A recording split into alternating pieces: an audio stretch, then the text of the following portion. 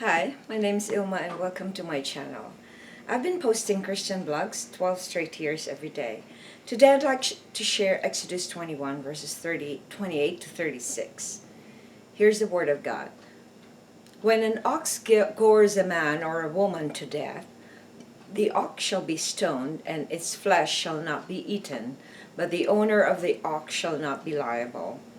But if the ox has been accustomed to gore in the past, and its owner has been warned but has not kept it in, and it kills a man or a woman, the ox shall be stoned, and its owner also shall be put to death. If a ransom is imposed on him, then he shall give for the redemption of his life whatever is imposed on him. If it gores a man's son or daughter, he shall be dealt with according to this same rule. If the ox gores a slave, male or female, the owner shall give to their master 30 shekels of silver, and the ox shall be stoned. When a man opens a pit, or when a man digs a pit and does not cover it, and an ox or a donkey falls into it, the owner of the pit shall make restoration. He shall give money to its owner, and the dead beast shall be his. When one man's ox butts another's so that it dies, then they shall sell the live ox and share its price, and the dead beast also they shall share.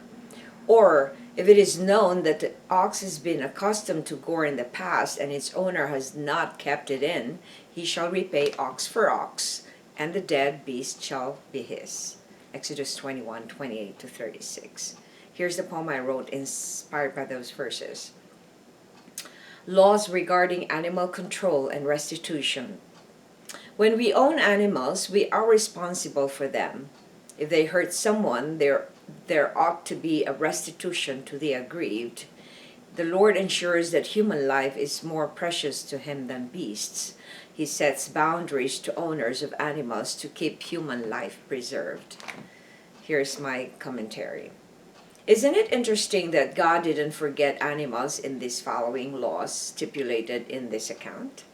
You will see that humans are expected to have control over their animals. As Genesis 1:26 to 28 says, God blessed them, and God said to them, "Be fruitful and multiply, and fill the earth and subdue it, and have dominion over the fish of the sea, and over the birds of the air, and over every living thing that moves upon the earth." It shouldn't be a surprise if God calls man out to be responsible for their animals and the damage they may have caused. Restitution to the aggrieved must be paid off in order for the owners to manifest their accountability for their animals.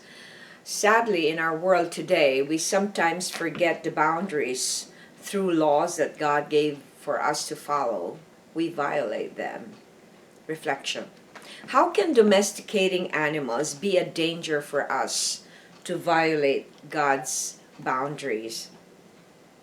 Well, in Canada, where I live right now, or in the U.S., and I think in some other countries, animals become domesticated, and so they almost become like a family member of the family. So that's why there are people who call themselves as animal parents, like a daddy and a mommy to the pet.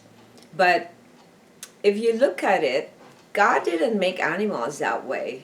Animals are there to like in the case of the ox, they are there to work for the family, to bring food into their table. But nowadays we don't do that. We bring food to the animals so that they can be treated like human beings. And this is not an offense for anyone who has a pet, but this is just calling out how our society can bring it to the extreme that animals, I've even heard in Hollywood that animals are given a legacy when their owners die. They give they give it to the animals, the money, instead of giving it to the poor or whatever. So I think that is dangerous, because if we put animals first and it becomes our idol, and then we focus our whole life on them, And that, I think that violates the boundaries that God has created, that we subdue the animals, that we are responsible for the animals, and they are not in our level because God didn't give them an intellect just like He gave human beings. God didn't make them in His image like He made human beings in His image. Thanks for watching. I hope you check my website at ILMA'S.com for artworks and photographs. If you haven't already, check over 3,000 videos I've done in the years I've been doing this. Just type on Google or YouTube search ILMA'S Palm Devotional. Have a wonderful day.